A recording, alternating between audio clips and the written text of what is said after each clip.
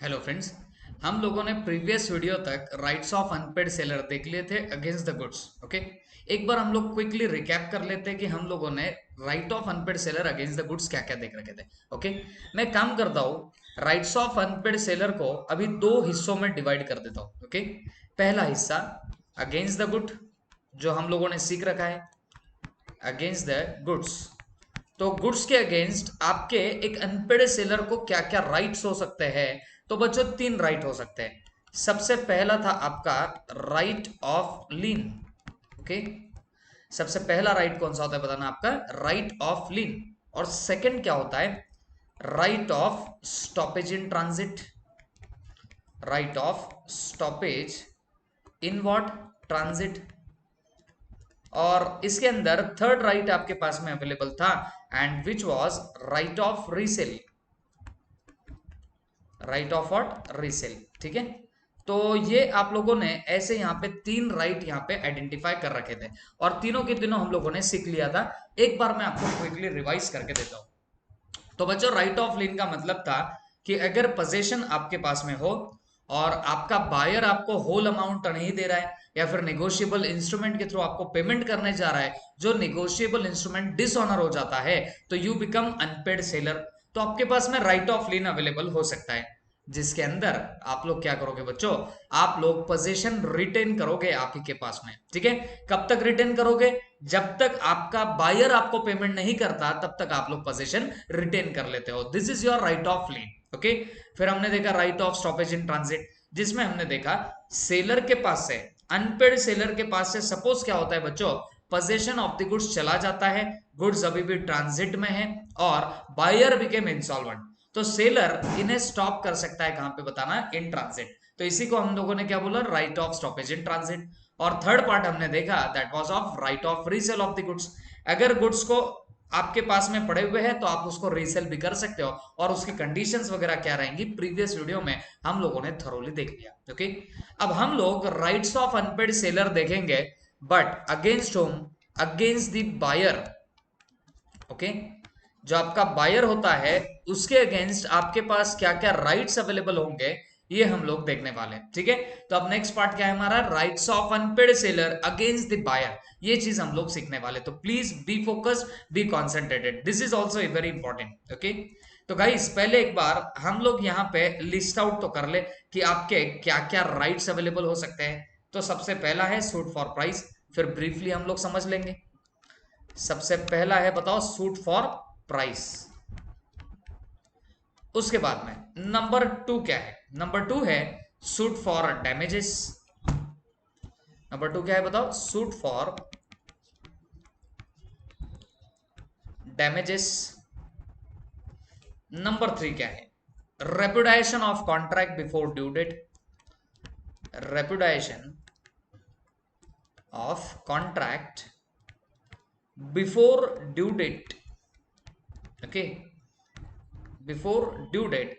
And lastly there is what, suit for interest. ठीक है, suit for what, interest. तो ऐसे आप लोगों के यहां पर आपको क्या दिखेंगे बताना, चार पॉइंट्स दिखेंगे अगेंस्ट द बायर। आपके पास में ये चार राइट्स अवेलेबल होते हैं, तो प्लीज बी फोकस, ध्यान से देखना इनका मतलब क्या होता है बच्चों। पहले हमने राइट देखे थे अगेंस्ट द गुड्स, गुड्स के अगेंस्ट मतलब आप गुड्स के केस में क्या क्या कर सकते हो, ये हमने सीखा। फिर हम लोग अब क्या देखने वाले हैं, अगेंस्ट द बायर, मतलब बायर के अगेंस्ट आपके पास में क्या क्या राइट्स हो सकते हैं। तो सबसे पहला है सूट फॉर प्राइस। अब सबसे सिंपल बात आपको बता दूं, सूट का मतलब क्या होता है, तो सूट का मतलब होता है केस।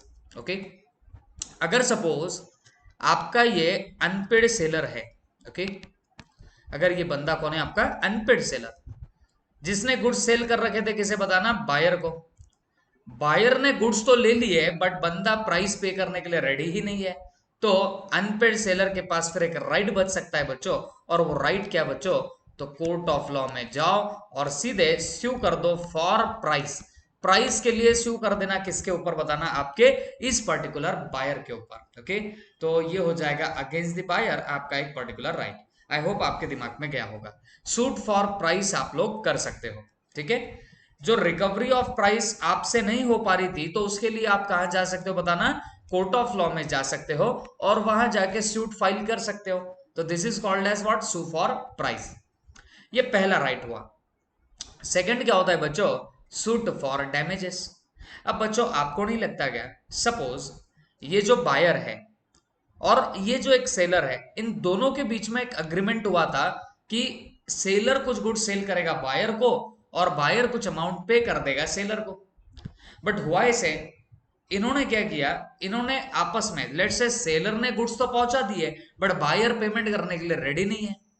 तो कल चल के अगर अनपेड सेलर को कोई नुकसान होता है तो he can claim for what, damages also. वो डैमेजेस के लिए कोर्ट ऑफ लॉ में जा सकता है कि नहीं जा सकता है, तो जवाब है जी हाँ जा सकता है। He can also sue for what, damages. तो देखो अगेंस्ट द बायर, बायर के खिलाफ अनपेड सेलर को कौन कौन से राइट्स रहेंगे, तो सबसे पहला suit for price, number 2 suit for damages, third क्या है, repudiation of contract before the due date. Okay, मतलब क्या हुआ, कॉन्ट्रैक्ट को रेपुडाइट कर सकते हो बिफोर ड्यू डेट। अब सपोज आपका ये जो बायर है, बायर और सेलर के बीच में कॉन्ट्रैक्ट हुआ था कि एक स्पेसिफाइड डेट को सेलर कुछ गुड्स बेचेगा आपके बायर को, और बायर ने उस डेट के पहले ही कॉन्ट्रैक्ट कैंसिल कर दिया।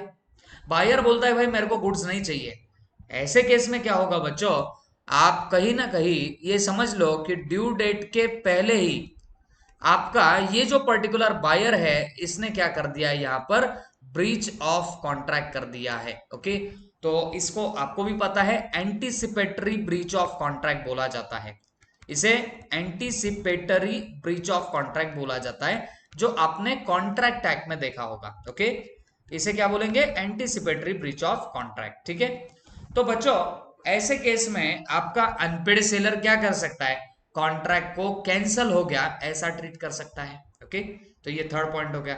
हम लोग अभी जस्ट ओवरव्यू देख रहे हैं बच्चों, हमें डिटेल में अंदर घुसना बाकी है। और लास्ट है सूट फॉर इंटरेस्ट।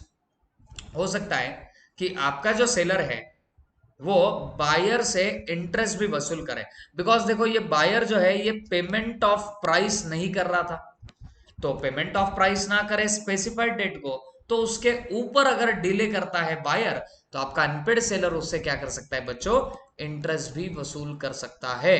ओके, तो ये हो गए आपके बायर के राइट्स या बायर के अगेंस्ट राइट, किसके, आपके अनपेड सेलर्स के। ओके, तो ये मैंने ओवरव्यू आपको दिया, अब हम लोग अंदर जाके और डिटेल में इसकी इंफॉर्मेशन इकट्ठी करते हैं। ठीक है, प्लीज ध्यान से देखना,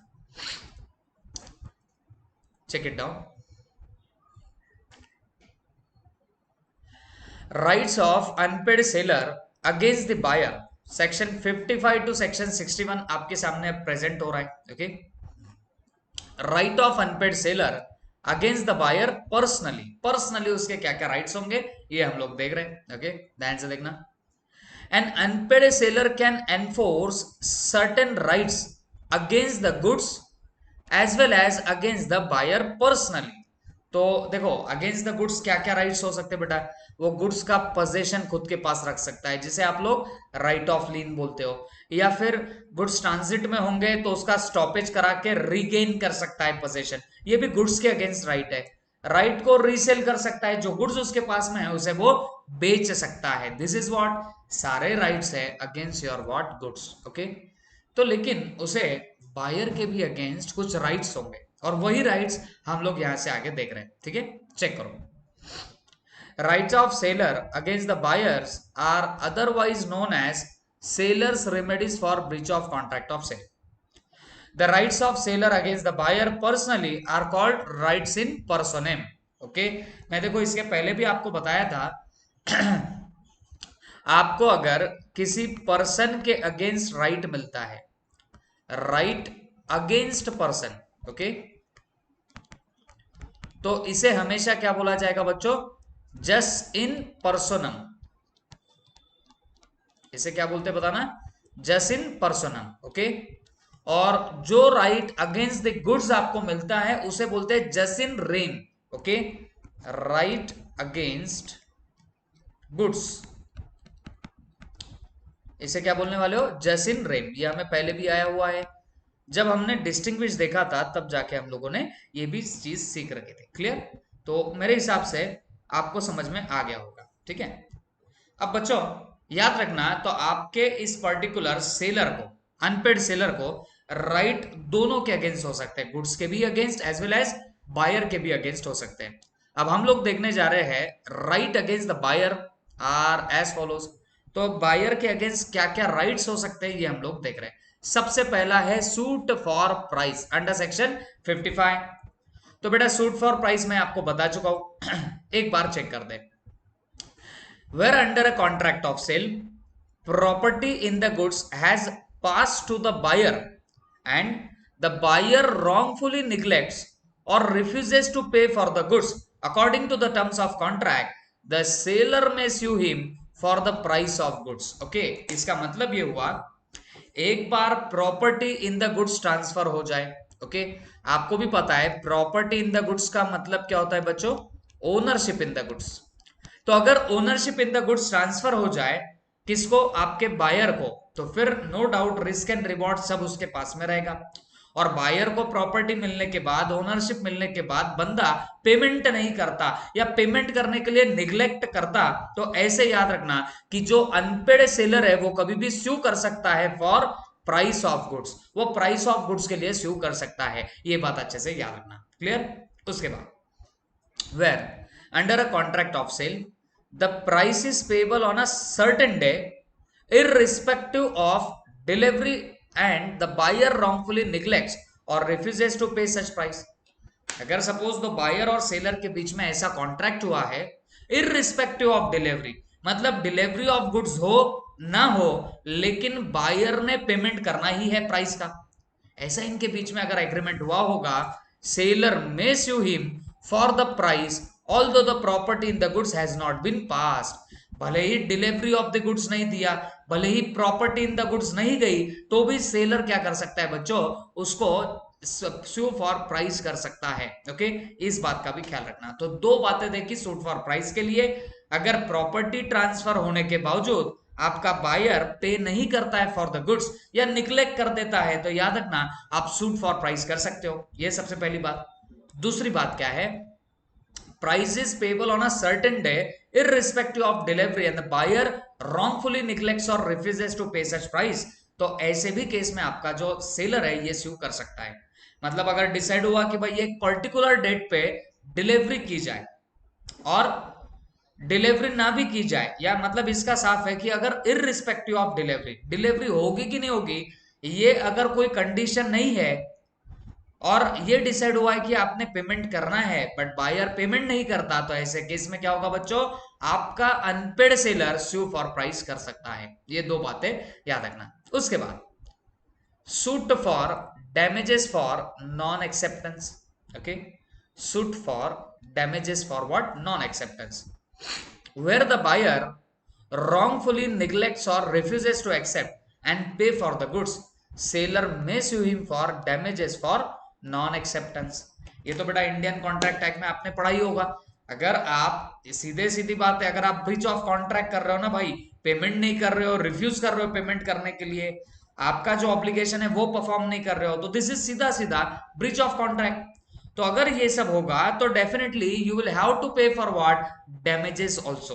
ओके, तो दो आपके पास में राइट्स है against the buyer. Number first suit for price, number two suit for damages for non acceptance, and now number three repudiation of contract before the due date.